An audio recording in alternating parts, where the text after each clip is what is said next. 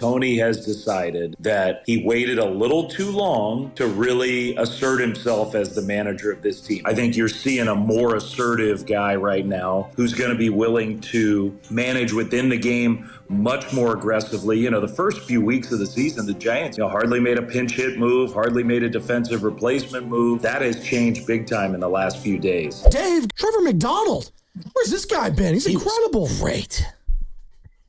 Every time they give him a chance, he does pretty well, doesn't he? I mean, it's pretty cool. Look, it's a weird thing because Trevor, I was talking about it last night during the game. He was in line to make the team out of spring training.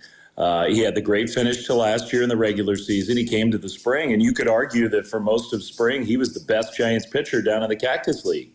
And then at the very end, when it mattered most, when they were making their final decisions, he stunk. And, he had 2 or 3 outings where he just couldn't get anybody out. And that was kind of the tiebreaker. And it was hard to blame the Giants. They had a lot of options.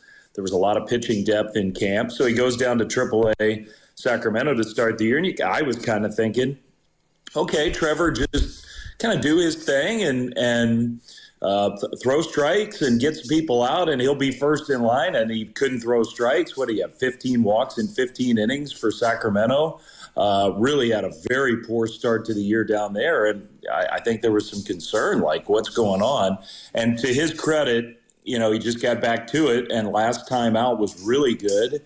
And that was the tiebreaker. And I think Buster really wanted to give him a chance based on the regular season stuff last year. Maybe he's one of those guys who just performs better. It's pretty rare. Like, usually a young guy, you don't get to the big leagues and then, oh, yeah, I'm good here. I can, and then you go back down to AAA. What's this?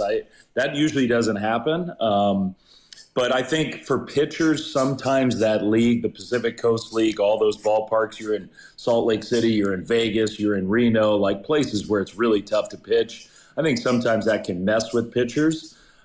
Good for Trevor McDonald. That was very, very impressive. Yeah, I feel like just in general from the Giants management, the coaching staff, the lineup, the players performing, nobody's safe, right, Dave? Whether we're talking about the expensive players on this team and the emergence of Casey Schmidt and needing to get him at-bats every day. No one is safe if it's Hauser or Malley, and Trevor McDonald is nipping at their heels right now to get into the rotation. No one is safe. Pat Bailey behind the dish, sits for 2 days, comes in as a defensive replacement. I just love this mentality, and I'm curious your feel for this. Is this Buster empowering Tony Vitello? Or is this a mandate coming down from Buster Posey?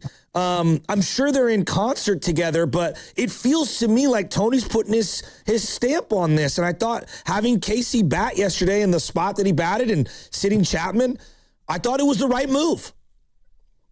I think all those things are true. I mean, I think that Tony has decided that maybe look, this is just me. This is not Tony telling me this, but I think my guess is Tony has decided that he waited a little too long to really assert himself as the manager of this team. I think Tony's idea, that's, maybe an oversimplification, but I think Tony's idea coming into this year, coming from the background that he does, was I'm going to give these veteran players, and the Giants have a veteran team, I'm going to give these guys not only the benefit of the doubt, but I'm going to give them the room to sort of run this team the way they want it run.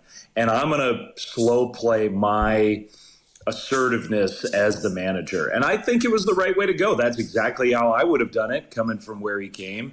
And I think he now feels like that was a mistake. And I think you're seeing a more assertive guy right now who's going to be willing to not just maybe make some tougher calls with playing time, but also manage within the game much more aggressively. The first few weeks of the season, the Giants hardly made a move, hardly made a pinch hit move, hardly made a defensive replacement move. That has changed big time in the last few days. So I think that's the first part of it. The second part of it is there is no doubt that Buster gives Tony a huge amount of credibility in the clubhouse when Buster comes out and basically says, I support him in doing this, and it's all of us deciding this together. I mean, the Buster looms very large in that locker room, and every veteran player knows how much credibility Buster has. And so I think, it's not cover, it's support and credibility for a guy who maybe, the true, like, sort of longtime big leaguers could look at like, sure, yeah, he's telling me what to do. When it's Buster and Tony together, it's really hard for anybody to say that. Casey Schmidt has been their best player, I think, through the first month and change. This feels real, Dave. The at-bat quality is through the roof, laying off stuff that he normally would be swinging through, which was breaking away from him. And then you leave something up, he's on it. I mean, he is ripping the ball all over the place. The guy's just got to play every day, and I'm blown away that the bat is what's keeping him in the lineup every single day. Because 2 years ago, he was defense first, bat secondary. I agree with that. He's made massive improvements. He is a great example of how, because sometimes you hear stuff about like big league players or this sport in general, like, plate discipline, understanding of the strike zone. Those are things that are just sort of, you have it or you don't have it. And Casey Schmidt is a perfect example of no. You get more reps, you really work at it, you concentrate on it, you make it a priority. You can improve in that way. He's made massive improvements in that regard. I was impressed last night. He gets thrown in at third. He hasn't played third basically at all. I know that's his natural position, but he looked as comfortable as could be there. I know there were a few blips at first base early in the year, but he literally has never played that position before, ever. That's really asking a lot of somebody. And that it's another indication of they do have a lot of faith in just his natural ability. I'll tell you what, I know the road trip was not pleasant. One of, if not my favorite play of the entire road trip was his steal on Sunday. Like he it went for naught. The Giants didn't get him in. But I think Arise was the hitter. There were 2 outs. It was the absolute perfect scenario to steal. That was a spot where a steal, it just screams an extra base would be extremely valuable in a close game. And a lot of young players, a lot of players who are looking up at all the veterans around them are just afraid to be, and things aren't going well. Everybody's feeling pressure. A lot of young players, I don't want to be the guy to make the mistake. The Giants have to, it's unbelievable to me. Here we are, the 3rd year of the new rules, and the Giants still don't steal any bases. They're by far and away the worst base stealing team in the game. And it's just, it's gone on too long. If there's a number one frustration for me over these last few years, it's that. The rules have been changed to encourage teams to run, and the Giants have just been left behind.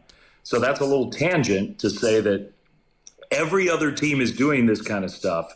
The Giants haven't been doing it. Casey did it in the absolute perfect place to do it. It showed me there's a guy who's feeling a lot more confident to make the right play, and he had the speed to pull it off. I just loved it. I thought it was a guy who wasn't timid, wasn't afraid to make a mistake, made the winning play. Did it make the difference? It didn't, but he did his part. We're kind of burying the lead. The biggest story heading into the game was Bryce Harridge making his 2026 Giants debut, alongside obviously Rodriguez as well. But what did you make of him getting the call up and some of the expectations going forward for the kid? Look, what did I make of the call up? He's one of the Giants' most talented players in the organization. So I think the urgency right now is we have to get the most talented roster together at the big league level. All of this, the point of all of this is to serve the big league team. So the minor leagues, player development, the draft, the coaching staff, scouts, all of it, the goal is one thing and one thing only, and that is to make the big league team better.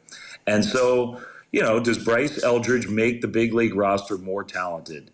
100% yes, he does. That said, Bryce still is 21 years old, barely, and still is working on the issues that a lot of young players work on. We just talked about Casey Schmidt and being better at recognizing, being better at controlling the strike zone. Casey's now what? What's Casey, 26? 27, maybe older.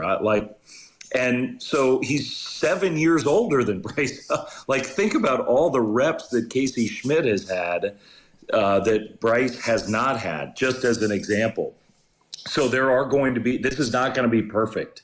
Like Bryce last night struck out. That's going to happen a lot. The key for him is just tap into that power. When he makes contact, does damage. And I think he's going to do that. I do. His at-bats last night were quality at-bats. Even though he didn't get a hit and only drew a walk, he looked comfortable again. He looked comfortable last year going 3 for 28. I thought he looked like he belonged. So I'm glad he's here.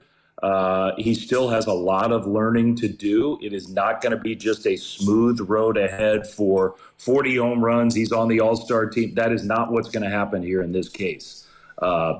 But he's a really, really talented, confident young man, and I'm glad to watch him play.